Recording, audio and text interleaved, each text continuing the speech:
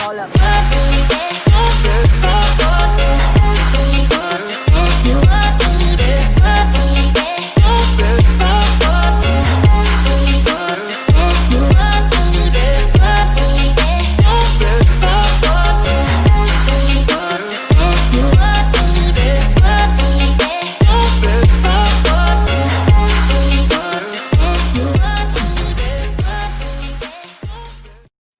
Hey, everybody, and welcome to another episode of My EdTech Life. I am your host, Fonz Mendoza, and I want to thank each and every single one of you for joining us on this Wednesday evening. It's Happy Christmas Eve. All right, so just thought I'd throw that in there for all my friends. So anyway, I'm just really excited that you guys are joining us today. We've got an amazing show as usual. We always bring in just some amazing educators. And today and tonight, I should say, is definitely no exception as we have my great friend Pilar Hernandez here joining us all the way from Monterrey, Mexico. And she's going to be sharing her personal journey in education. I mean, oftentimes, our initial paths into education may not be, let's say, I guess the most traditional, I guess, maybe going into college of education and then going and jumping right into being a teacher or administrator. Oftentimes, life gives us a curveball there and we kind of have to change paths. And today Billy's going to share her story, and it's just amazing to hear what she has gone through and the experiences that she has had that have helped mold her into an amazing educator. And not only that, but also a Google Innovator. So, Pily, thank you so much for being here and joining us tonight on My EdTech Live. How are you doing this evening? Oh, I'm finally relaxing on vacation. Yes. Oh, that's good. That's good. I'm just glad, like I said, we had a wonderful talk right now prior to the show, and I'm just really excited to hear your story and just to share with the world. So, Billy, just tell us just a little intro just for all our audience members, just so they can kind of get to know you a little bit more. I know I just told everybody you do reside in Monterrey, Mexico. Can you tell us a little bit more just about yourself? Let's get to know Billy Hernandez. Okay. So first thing that you should know is I never say my age. I've been stuck at 29 for some time now. I'm going to continue like that. That goes after Fran Drescher, if you remember the nanny. She used to say that, and so I took that up when I was like in middle school or something. My name is Pilar Hernandez. Like Fon said, I live in Monterrey, Mexico. I've lived here all my life. I was born in this city, and well, although it's a metropolitan area, and I actually live in one of the municipalities that is outside of it, it's kind of like you say Monterrey. And I am married. I have one kid. I've been married for almost 15 years. I have a 5-year-old who is probably at some point going to be heard in the background. I am the youngest of a big family. We were 6 siblings. I have 4 sisters and a brother. So if any of them are watching, hi. And my mom passed away about 6 years ago. So that's a little bit personal about me. I've been a teacher for 13 years now, I think, since 2007, and I've been loving it since I started doing it. Oh, that is awesome. Well, that's great. I mean, you and I probably well, at least teacher experience, probably about the same.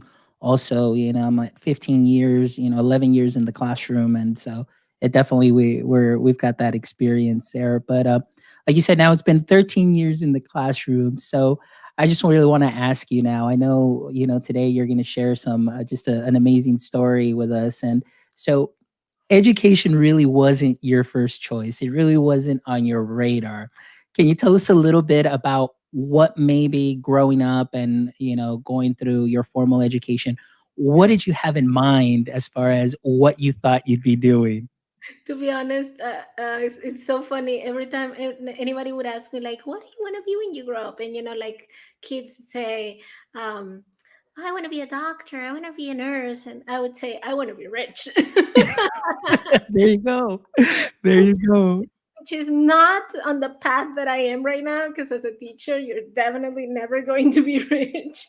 But yeah, that's what I used to say. And my mom was a very strict lady, super strict.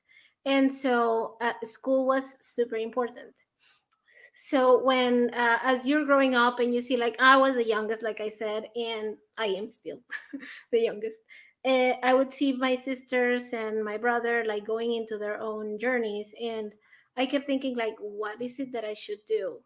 Like, what should I study? What should I become? And it's always been, for us at least, these older generations, because right now it's so different for the kids. But for me, it was like you have to uh, do the school, graduate from college, get a job, get married, like do the kids, etc. So that was kind of like the path that I had in my mind. What I didn't know, or what I wasn't sure about, is like, what is it that I wanted to study? So what is it that I wanted to work with? Now, like later on. And I was a good student because my mom was like, you have to do this, you have to do it right. She'd be like, if you're gonna do something, you have to do it right. So she's the person who I can say um, was the one that made me a responsible person. Like, I wouldn't be like this naturally. Um, I tended to be lazy. I think I still am. And so my mom would be the one behind, like, you have to do the homework, you have to do this, you have to do that. She'll be like the one pushing forward, like pushing me forward. And so I never really decided, like, what, like, as I was going through school, until I got to high school, I wasn't really sure what I was good at, because I was getting good grades in pretty much everything, but I wasn't sure if I liked those things until in high school. Mel says that she cannot imagine me as lazy. No, Mel. That's a good impression you have of me. So I remember I had like super cool teachers, chemistry teachers, and they were so good and so inspiring, especially the last one, that a lot of us of the generation that was with me in high school, a lot of us went to the chemistry school in different careers and things, but a lot of us were inspired by those teachers. So it's a powerful thing to say, like, I went to study chemistry because of that person. And so I went and studied that because I was in between, like, should I go for medicine, like be a doctor, or should I study something that won't take that much time? And my parents were struggling financially, so I had to make a decision, like, if I study for 10 years, which is more or less what medical school requires, my parents are going to have to pay for me, and that's not fair. So I decided onto something that was similar, because it involved health and it involved science. And so I went for that career that it's very unique in Mexico, that is called químico farmacéutico biólogo. So you're basically a pharmacist and a biochemist. And my goal, like, my dream goal, was to become a scientist, to like work on vaccines, which is funny with like COVID, right? But I wanted to be like who discovers the cure for AIDS, which has been, like, part of our growing up, no, 80s and 90s. And that's how I ended up studying that. But things change along the way, so I'm not Yeah. working as a scientist, but I have friends who are actual scientists, and it like it excites me to see, like, when they post on social media what they're doing, and the conferences and keynotes that they're giving on their research, and I'm like, they're doing it. but, No, that's but great. I'm fine where I am. And one of the best things that I've gotten of being a teacher, since I teach kids like in their teen years, and I've been doing this for 13, several of my generations that I graduated from junior high are already graduated from college. And so some of them are graduated from like a chemistry degree. And they tell me, Wow. like, they started that because they liked it when I was their teacher. So it's kind of like a cycle of, like, when the teacher inspired me, that I was able to inspire others. It's like such blessing and a satisfaction that I don't think I would get at any other job. Oh, no, I agree with you. I definitely agree with you on Pily, and touching on that, I kinda wanted to go back a little bit, talking about those teachers that inspired you, and I know that there are teachers that definitely do that, and I can even remember and it's not, I guess, weird, but maybe coincidence that my one of the teachers that inspired me in junior high was my biology teacher that, I wanted to pursue a career, possibly, going into the medical field, but then, of course, I went into the mentality of going into college of, hey, I want to be rich, so I'll just go into business. But then I ended up in education. But going back to that though, the impact that a single teacher can have on you, at a young age. So let's go back to Pili in school with the chemistry teachers. What was it in particular that the teachers, did, or maybe in their teaching style, that inspired you to really consider and say, what, this is it. Like I have just found my niche, maybe going into chemistry or into that medical field. Because, like you said, teachers are it's a power, to be able to help, not only educate the students but to inspire them. What inspired you about them? Well, one of them, I remember their names. I don't remember the names of most of my teachers. I just remember, or last names of most of them, but I remember those that were like super impactful. So I remember this one teacher, he was an engineer. I don't even know if he's still alive. His name was Juan Manuel Valadez. He was a high school teacher. He taught inorganic chemistry. And I remember that he would explain things in a way that, because I've heard that chemistry was so difficult and everything, he would explain it in a way that my mind would be like, click, like it would click so fast. I'll be like, that's so easy. He says it in a way that is too easy. And the year after, the last chemistry teacher I had was Pablo Ibarra, who coincidentally was, I think, related to a classmate I had before. So he was kind of like family of somebody I knew. And this guy, he was organic chemistry teacher. He would make the class not only so easy to understand, he would bring props. I remember him explaining like carbon bonds, how carbon has like four electrons and they have to make four bonds, when you do like the lines around the sea. And he would bring the balloons to represent those things and to show us how they arrange in three dimensions and so on. And I remember that he made it like so interesting and so easy that it made me want to know more. And I think that's like the key, no? Like you just plant the seed and you want to see the learning grow. And that's what I thought he did for me. Like I think that's what he did for me. And not for me alone, because like I said, like several of us in the same generation ended up studying something related somehow to chemistry, like a big bunch of people that were, not everybody in the school was his student, but of the ones that we were his students, a big proportion went and studied that. So I think it was a huge impact that he made. Wow, that is awesome. And I like what you said there, he planted that seed, he was a captivating teacher. The way he engaged students is just really breaking down those difficult concepts into concepts that are a lot easier, maybe bite-sized concepts that really build up to the bigger picture, and getting that understanding. And I think that's something that is very important. And even now, I know we're doing remote learning and or different types of learning that are going on. Yeah. We still need to remember that that's something that is very important, to be able to break down those lessons and give those little bite-sized chunks that are easy to digest. And all of a sudden, like you said, everything will kind of just click, or you'll get that aha moment.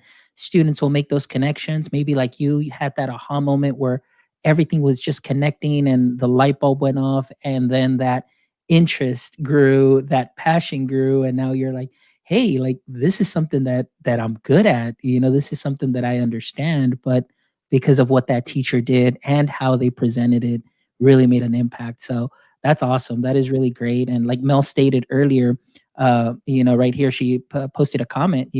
Teachers that are super easy to understand. It's nice. They're super engaging. Creative teachers, and even now, we don't have to lose our creativity in the way that we're teaching. It may be different. We may not be face to face, but now there are so many tech tools that create that engagement and captivate students and engage them. So I mean, that's something that's very interesting. So that's awesome. Now, let's talk a little bit here. Like you said, you were planning on doing this career path, going into medical school. Obviously, you're like, okay, being rich isn't that easy, So now I'm choosing my career, chemistry. I'm falling in love with it, and now, once you received your degree, can you tell us what your formal degree is or your license?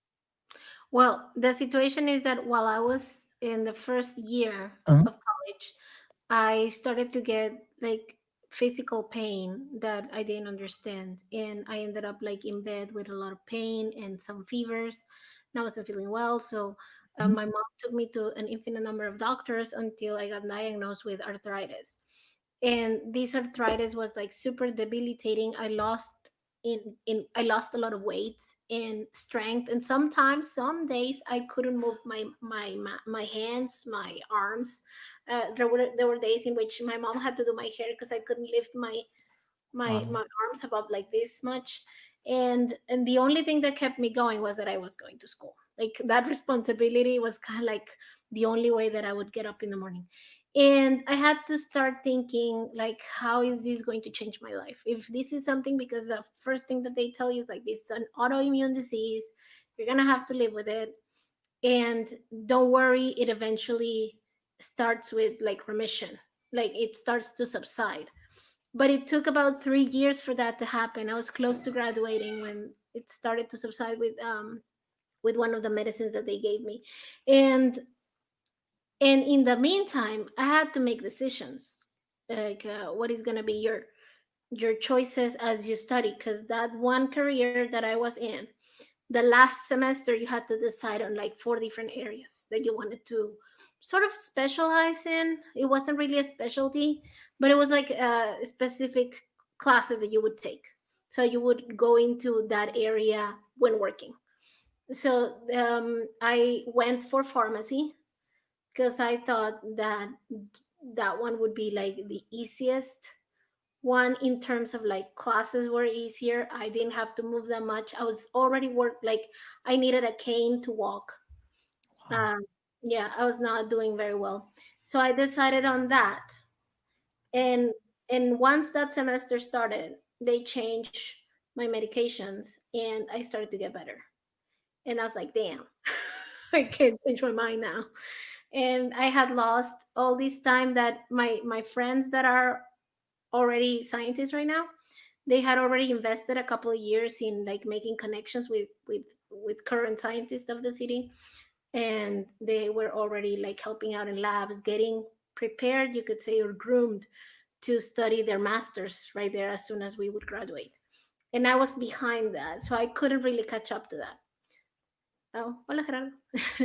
and and then, well, I had to make like decisions, like what is it that I want to do, what am I going to be able to do considering my situation.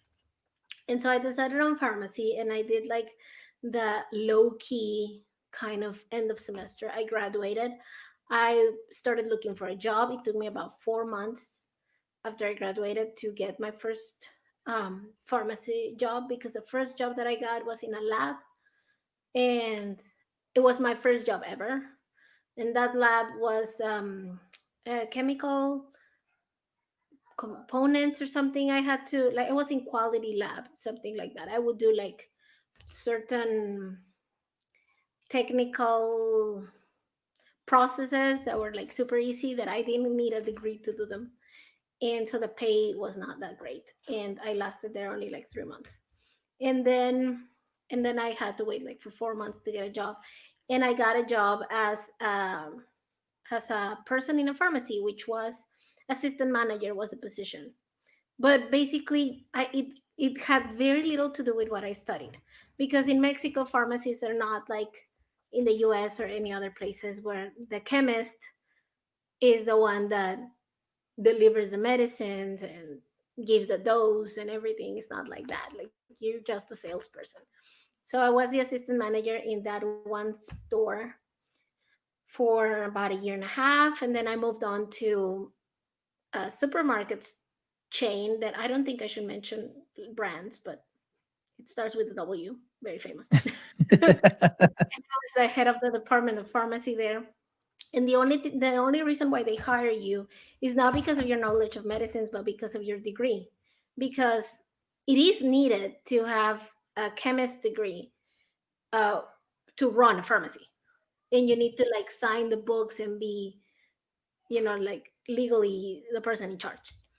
And so I worked there for, again, less than a year or something like that, and then I got a job as sales representative, which is not what I wanted to do, but it kind of paid supposedly better.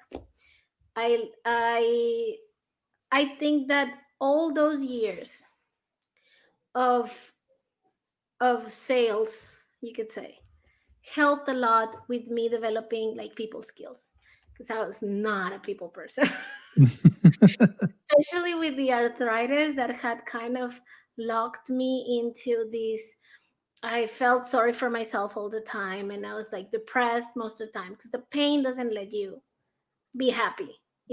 Happiness is fleeting as it is, and then imagine with chronic pain is even like harder. So these jobs, while I was doing okay physically, uh, it got me to make personal connections with like people. When I was in a store with the customers, and I was in a particular store where the customers were like kind of the neighbors, so you get to know them. And when I was in the big chain, like to treat so many different kinds of people and always leave them happy at the end, because customer is always right, and they should go and happy so they can come back and buy more. And when I was a sales representative, to deal with difficult doctors that wouldn't want to receive you. So I think that process, those jobs were not of my interest at all, but they did help me become later on the person that was able to stand up in front of a group of 20 something, 30 kids and be like, I'm in charge. There we go. I like that. So, yeah, so I think, like you said, absolutely agree with you. I think that, even though you went down this path and you had all those experiences, I mean, it was really you were being equipped for what now you're doing and now you become so well at doing. So, let's talk a little bit about how you went into your first job, because this was a great and interesting story that I got to learn. And I know that our audience members will definitely love to hear this story. So tell us about that, going into education. What made you go down that path? So I actually got fired from the job of being a representative because I had a person in the, this is gonna sound bad, I think, but this there was this one uh, colleague there that, I don't know why, didn't like me. But okay, we're all entitled to not like somebody. So he started to feed lies to our boss, who had to be in between two cities. So Mhm. he said that I would go home and, take a break and not work and whatever. And so I got fired. And I didn't want to work like that anymore. Although doctors were like pointing me to, you should you should sell that same stuff, and because you're a chemist, you can just go and with the competition get them done, and I'll buy them from you because I like you. I don't care from where it comes. You sell me the product and I'll buy it. That's what these doctors were telling me. It was so funny. I really really adored those connections, to be honest. So, well, I was deciding whether I should or not continue doing that, and I kept looking at the newspaper for like jobs back when we still looked at newspapers. And I kept looking at some ads that said like science teacher wanted, science teacher wanted, in different parts. And I said, what if I were to teach? I told my husband, I remember we were like recently married. He's like, well, if you think you can do it. Like, well, people say that I'm good at explaining. I remember they would ask me to explain them class to them sometimes, and they would say that I was good. So maybe I can try. I don't know. Maybe they'll just laugh in my face and say, "No, you're not a teacher." Bye. And so I got into phone calls with different schools, and most of them just wanted like an hourly rated teacher, which is like minimum wage or less. And so I didn't even go to those interviews. But there was one private school that wasn't very far from where I lived, that said, well, you can come in and we'll talk. And I went in and they were like, we love that you speak English so well because our school is bilingual and you have to teach in English. And the only thing is that since you don't have experience, we would like you to give us a small class, like a sample class. Here's the book. Pick whatever topic you want. You have 10 minutes to prepare. And they left me in like a classroom, and they gave me like 10 to 15 minutes, and I was like, what should it be? I think it was a chemistry book or physical science or something like that. And I went with like, look at that, explaining bonds. Okay. So they came in, they were like, later on I found out who they were, because at the moment I didn't know. It was like the principal of the school, one of the owners, the one that was going to be my direct boss, and I think the person was interviewing me, and a teacher that later on became my friend. There were like five adults. They're all sitting there, just looking at me, and I felt a bit intimidated, but I was like, I got this. And then I grab a marker and I was like, well, see, the atoms are like people. I always say that. I even do that same thing with my kids. Atoms are like people, and sometimes atoms need other atoms so they can be complete. And then I started explaining, and they were fascinated with the explanation. I think it lasted like 5 minutes, and they're like, "You explained so good. Yes, you're right." And I'm like, "All right, I got a job."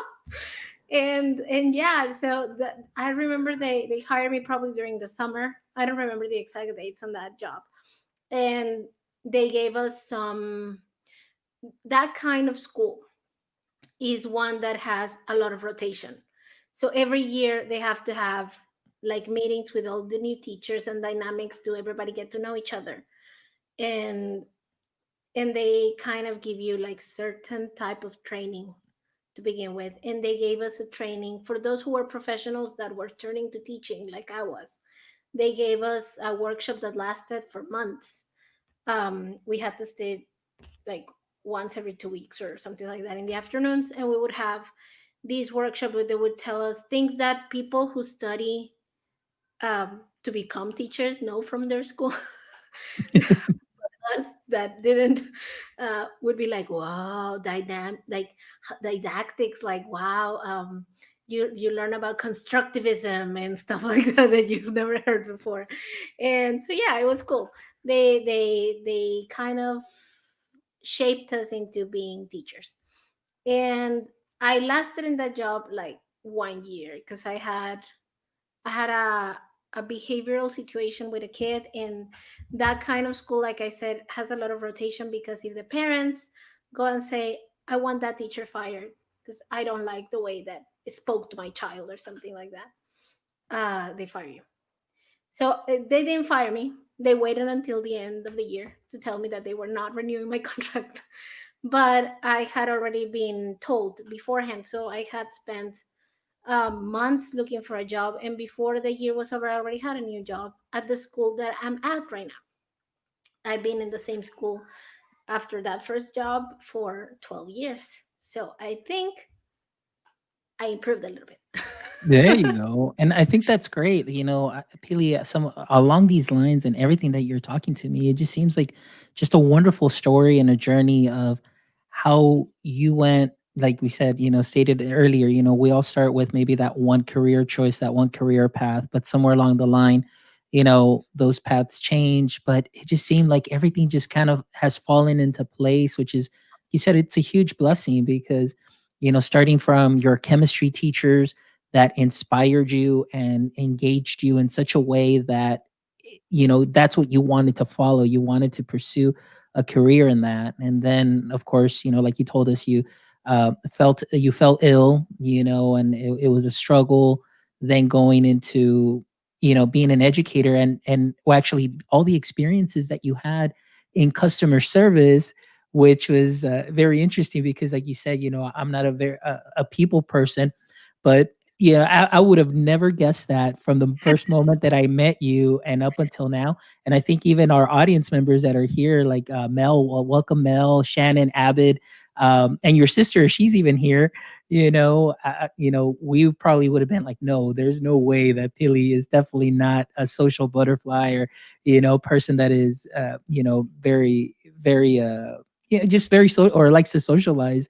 So that sales experience, and then I thought that it was very interesting how you really had to sell yourself as a teacher. You had a 5-minute pitch that you had to go in, and all that customer service experience plus the knowledge of remembering the way that your teachers taught and the way that that's helped you in explaining things in such a way, and all the practice that you had, because I'm sure that as people that were coming to the pharmacy, you would have to kind of take something complex that maybe the doctors would give them their prescription and maybe break it down and explain things and letting them know like, well, this medicine is going to do this and so on. And then Definitely. now, That was one of the very few things that I actually liked of those jobs, that I would get to explain to them like how to take their medicines, things that I actually did learn in school.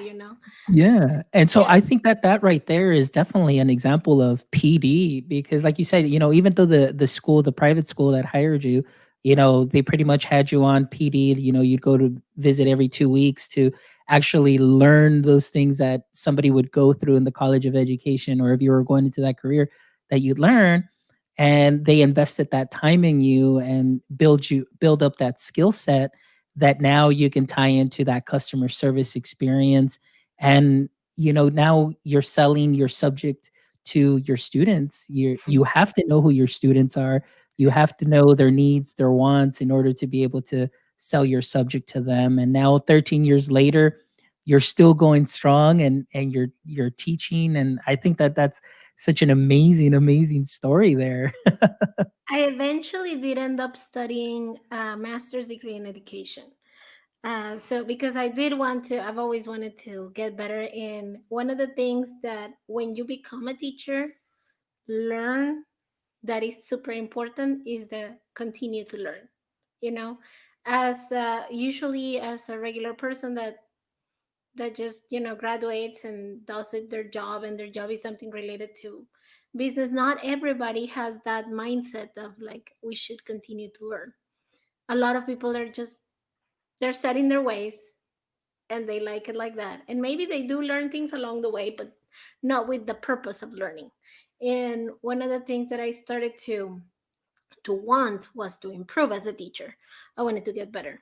And so I did go and do my master's. I did not get my diploma because you have to pay for it.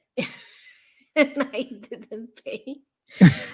I think I can still go and get some credits and then finally like graduate officially. But I did do the whole 2-year course. It was, I think, mostly, no, it was completely online because I wouldn't be able to do it any other way. But I did learn a lot. So regardless of a paper, I did learn a lot while doing it, and made connections as well, because when you're online you have to like deal with people uh, in teams and stuff, and you don't know them, but I made friends even then. So that was a positive, also a plus on in studying there. And yeah, I think it all has helped me to try and be a better teacher, which I hope I have improved somewhat. um, recently, and this is like this month, there was something that happened that kind of bummed me out for a couple of days. And then I reached out to Instagram, and I posted a question. I've never posted a question before, so I didn't even know how the answers would come in. I posted a question and said, if you had been a student of mine, Ah, because I yes. have former students on my Instagram, If you have been a student of mine or are currently a student of mine, tell me if you've learned something from me that was not the subject that I was teaching you. And the number of responses was not the number of students I've had, because I don't have everybody, but the ones that I got were so heartfelt, and I was crying, to be honest. I was crying when I started reading them. Some of them said that I taught them how to be resilient. Some of them said that I taught them how to be more organized, which is funny because I'm like super mess. Some of them said that you taught me that it was okay to fail and keep trying. And several of them said, you from you I learned that is how did they say this? They said, like, from you I learned that it's very interesting to keep learning, something like that. And they were very, very, very, very sweet answers that filled that void that I needed to, like, I needed my bucket filled, and from like the kids that have gone through, my classes. And it was awesome to see it. And some of the newest students, the ones that I haven't met in person, the ones that we've only been online, some of them answered and said, with you I learned that online school is not as bad and it can be fun. And I'm like, yay, at least one. Wow, so that is awesome. And sometimes like you said, it's great to have that happen, get our bucket filled and so on. I don't know if we might have lost audio. Are you Let me see. I'm okay. I'm okay. Oh, there we go. My kids Just were making sure. And that's something that's great, as being a teacher, just that inspiration. And right now, I mean, I know that there's a lot of teachers that may be feeling down, and even ourselves, but I know I posted something earlier too. It's, hey, let's check up on our friends. Let's check up on our teacher friends too, because as teachers, we're so used to just giving all, we go all out to do what we can. And but it's great to have friends, and in this case where you had people reaching out to you and letting you know how inspiring you are, and that's just something that is amazing. And going back to saying, like, I want to be rich, you know I I'm gonna go back to just a story too as well. For me, once I became a teacher, I thought, like, I know I may not be making a lot of money, but I think in the end, the payoff doesn't come, when you have your students in your class, but the payoff comes when you see your students later on, or you hear about the successes that they've had. And like you said, it's just, you're just planting that seed, and the fact that you played, even if it was for 1 year that you had them, or have a semester, but you played a part in their formative education or formal education, and you see them succeed. It's like, wow, it's something so rewarding about being a teacher, that it just really, I love it. I love it. And like I said, I fell in love with education, even having that goal of, wanting to be rich, but, things change, paths change, and now I see, what I'm hearing you say is just really resonates with me, because I definitely feel you on that, and that. So Yeah. it's something that is so awesome. Well, once, I don't know, some years ago, one of my uncles reads like coffee. And he said, like, they turn around your cup and then they sort of read what it says. And they told me, like, I'm going to be rich eventually when I'm like super old. So I'm just going to wait. I'm just going to do my thing and I'm going to wait for the money to come later. Hey, well, speaking of now, 13 years in education, and now also from, going from chemistry, and now, Google Innovator. So let's talk about that, because if some of Yeah. you may not know, I mean, Pily is a Google Innovator. Pily and I were both in the same cohort, which was VIA 20. So that was something that is amazing. So shout out to everybody who was here. I know Abid was here earlier. He was one of the coaches for VIA 20, and shout out to Global Gag, Global GEG. So it's just amazing what the connections that we've made there. Let's talk Yeah. a little bit about that moment. So now you're going through education, and then all of a sudden it's like, hey, I see a this group of people that are out there, online and talking about Google Innovator. Or did you already have, some knowledge of Google Innovator and Google A level little, 1, level 2? a little bit. I was the school that I work in, the one that I've been for the past 12 years, had a change in administration because we had a change in principal. And so the new principal, or I should say the older one, the old ones are the owners of the school, and the newer one is like their oldest son. He's the one that's gonna take over the family business, and so he comes in, and he's a business major, so he comes in with like lots of changes and ideas of how to change the school. And one of the things that happened was that when he took over, um, a lot of people that were there from the very beginning started like to retire and move on, and so new people started coming in. And one of them is my friend and co-leader Gigi Marcia, and she, I think, along with some others, uh, mentioned about the use of G Suite. So they sell him the idea of implementing G Suite in the school. We had at the moment, I think we had Schoology as an LMS, and so they tell him like this is free. Teachers can certify, they can prepare. The preparation is online and is for free. You just have to pay for the certification. And so they started to tell us like you should get certified. We're gonna pay for your first exam. And so I got, uh, being the nerd that I've always have been, they tell me, "Look, learn this, and we'll give you a test, and then you'll get a diploma." And I'm like, "Go on, let's do this."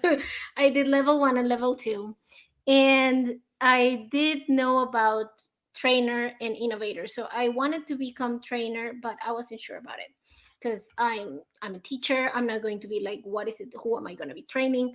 I like helping people, but like, am I going to have the space for be an actual trainer in the school or not?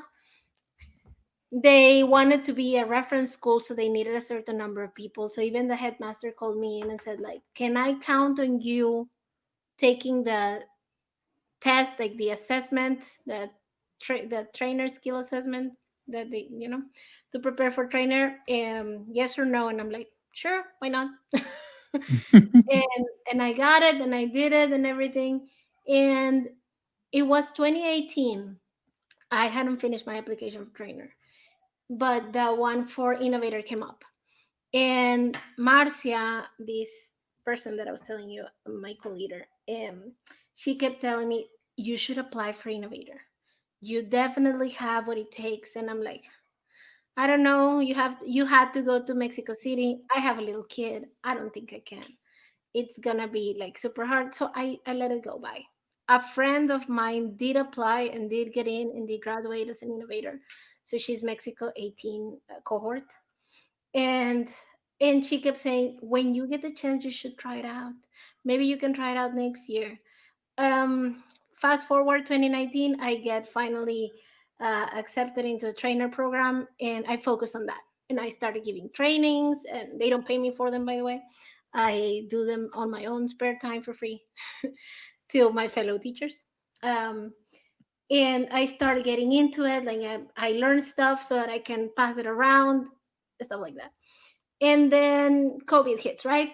Pandemic strikes, and I start getting into. Well, I've since I was accepted in the trainer program, I've always kept with the email group, and you know that is like 40, 50 emails a day, and I Yeah. read them all. Right now I don't. I'm sorry, May. Right now I haven't. I only read those that come from the program manager, but I used to read them all, and then I found out, for instance, about people like Georgina. Shout out to Georgina, Luis Pertus, and I saw that they were like doing stuff and participating and stuff. And I remember one of the first people that I coincided in a lot of trainings was Robin Larrabee. Mhm. And so one of the things that I went to, the first thing that I participated on was the Kickstarting Your GEG, because I wanted to have that group of people, and there was no GEG here. So I started there, and then I met them in person, you could say online. And then global GG became a thing. And then I got in and I started meeting all these people, and they started talking about Via 20, like Innovator. Everybody should sign up for Innovator. If you're a trainer already, why don't you sign up for Innovator? You're not a trainer, then sign up for Innovator anyway. You're all these, like, they were like such a support group to push you forward. Like, you should do this. You have good ideas. You're creative. Come on, come on. And I've never had that idea of me like, oh yes, I'm super innovative. No. But they pushed and pushed and pushed, and I was like, I think that if I don't do it, I'm gonna regret it. And this time you don't have to travel anywhere, so it's on your own house, so maybe I can do it. And I barely finished on time, not like Stuart, who finished like on the same day that was due the video. But more or less one day before I finished. It seems that that's my time. I always do it like the one day before the due date. And yeah, I got in. I have still no idea why, but I got in. My project of choice was trying to, and this is something that I have worked at, which is um, make the school listen to the kids more. I mean, they do, but more. What they listen to is the parents, but usually we don't have this culture of student Mhm. choice and student voice. And I wanted to highlight a little bit about that. And so my first choice of project was that one. In the end, like they all say when you're in the innovator cohorts, you pivot and you change. But yeah, I think the most important thing that I can say about it is like I got the impulse to apply because of the group of people that I was hanging out with online. So without Global GG, I definitely don't think that I would have applied. I would have started the application, but probably never finished it. And and then once you're thrown in with these other people that are so amazing, like you can't believe that there are people we have these awesome ideas like Darren with my EdTech Buddy project, um or Susanna Summers and her Oh yeah. ConnectHub.io thing, and or Clay. I Oh mean, yeah. Yeah. you get thrown into this group of people and you're like one of them, you're like one of the team, and we're like, I don't think I deserve to be here, but okay, I'll take it. Hey, I'll but learn. you know what? Sometimes it just works. It just works. Right, Abed? Shout out to Avid. Yes, it sometimes it Yeah. does.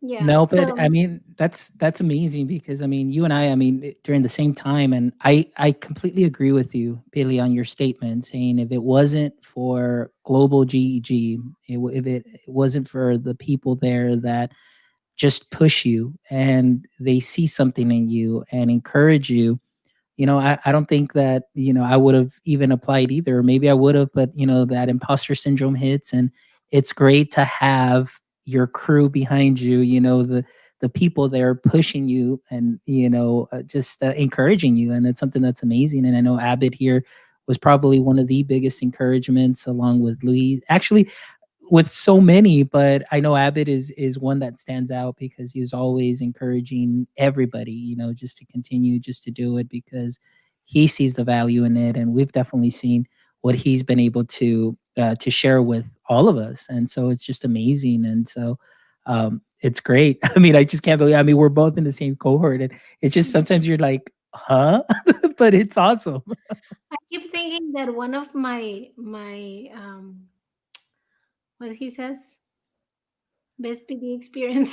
Yeah, best PD experience you've ever had, multiply it by Multiply a it. million, and then you might come close to how awesome Innovator is. I Shout still out to Avid. I still think that some of it gets lost in the online version. I still think that it would have been way more awesome to have this thing in person and probably way more pressure. But I loved the experience. I loved being part of it. The one thing that I took out of the academy that I'm so happy to have been part of is this park camp. Because when they sent out the invitation, and they said like anybody can participate and you can talk about anything, at first I was like, what am I going to talk about? Like everybody knows, like I'm learning from these other people. Like, what am I going to show them? And they're like, no, you can talk about anything you want. And I'm like, well, maybe chemistry. Yeah. And that's how I ended up giving my spark on the chemistry and food. And I realized after it had happened that a lot of people did not get in, like did not participate, did not sign up. I thought everybody would, and a lot of people didn't. And I'm like, well, I'm happy that I took the shot. I think I did very very well. I Oh had yeah. I had several, um, I think more than 20 people in my meet at the moment. I don't know if more people saw it afterwards, but yeah, I I am very happy to have participated on that. Other than that, I think everybody's experience might have changed from one thing to another. I think that one of the advantages I had was that I applied in Spanish and then I cheated and got myself changed into the cohort in English. Well, I didn't cheat. I actually couldn't make it to the Spanish meets. And so they helped me out and they traded. But I don't think that if I had applied in English, I don't think I would have been accepted because there were so many more awesome projects in Yeah. English language, and they were like a bigger pool. So I think I did have kind of like an advantage there. No, that is awesome, Pily. But And yeah, but I ended up being there, so that's okay. yeah, and like, it's like I said, it's we continue to grow, and more than anything, we continue to be inspired by other educators, and even non-educators that maybe they're in that are Google innovators, and it's just been an amazing learning experience, and it definitely helps you build your social skills for sure.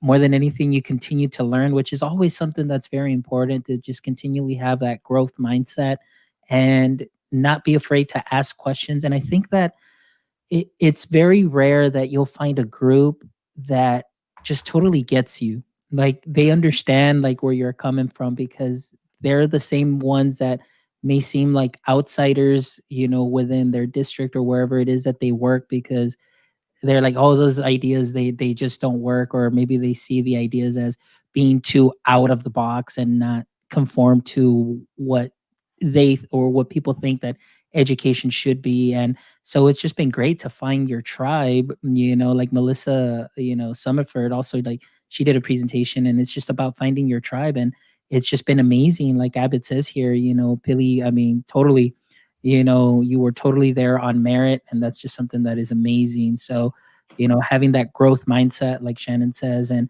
I think that, myself, I don't know how you may feel. I'm pretty sure you feel the same way, but I mean, we definitely are, I guess you'd say indebted to global GEG in that sense, and being part of something so special as what they've been able to build and being involved and helping each other out. I mean, it just really has been a growing experience that helps equip you. And I think that that's something that is amazing because you definitely come out better equipped. And it's like the proverb says, iron sharpens iron, and we're definitely continually sharpening our skills each and every day with what everybody has to offer through global GEG.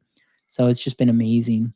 Yeah, it's like Luis says that we're like minded wackos, right? This is Yes, yes, what for Shannon sure. said. Yeah, we're like minded wackos. It has been at the same time so rewarding to be in this group, and also it has bummed me out that we can't have that everywhere.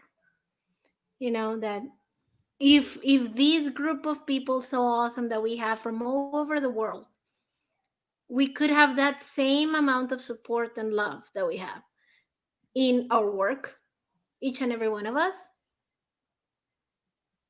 wouldn't our work would be so much better? Yeah. Yeah, I agree with Most you. of us say like, oh, we like I gotta go to the job that pays. I would rather stay with. Everybody says that in global GG. Like I'd rather. Why don't we do this? Why don't we make this a profitable thing? Because we Hey, enjoy working with each other. Yeah. And we don't have that because we don't choose there. We don't choose in the work like who's going to be surrounding me. So we have to just adapt and overcome probably. And in the group where we are at right now with global, you have that love, you have that support, you have that knock on the head when you need it, or the pat in the back when you feel like you're feeling down. So it's an amazing group that I wish everybody would have that. So that's why I keep inviting people over to participate. I wish they would know how awesome it is to be part of this group.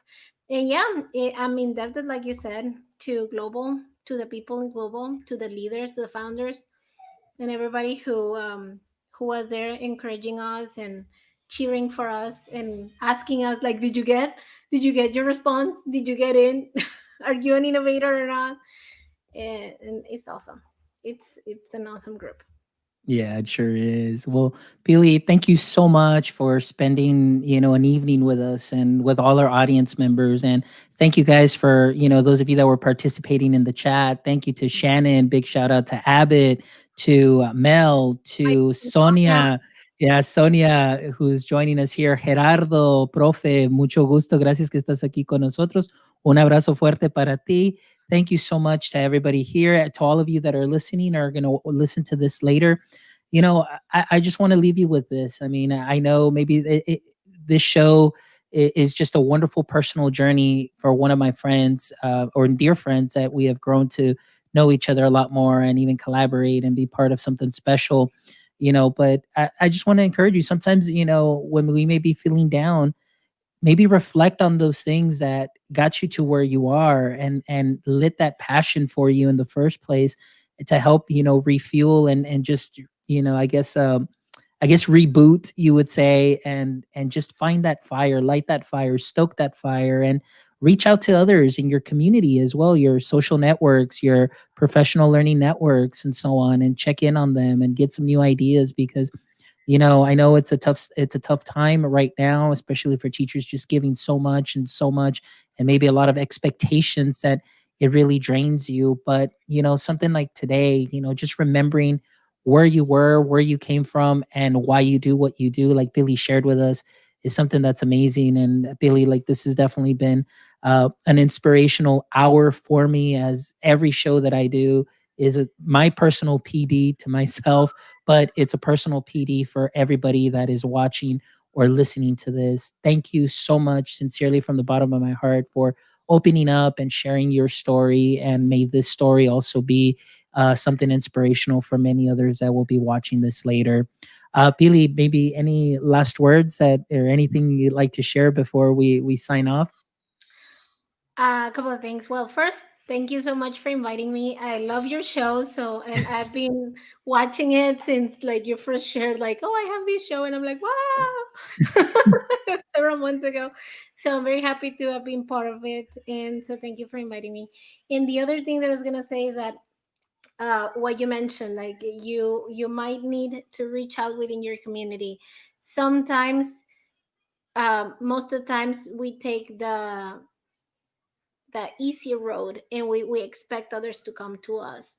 But if you want, and this is what helped me come out of my shell, if you want to be friends with that one teacher that you think has a very good way of explaining, you want to learn from something from that person, then reach out to them. They might very likely want to share what they're doing with you.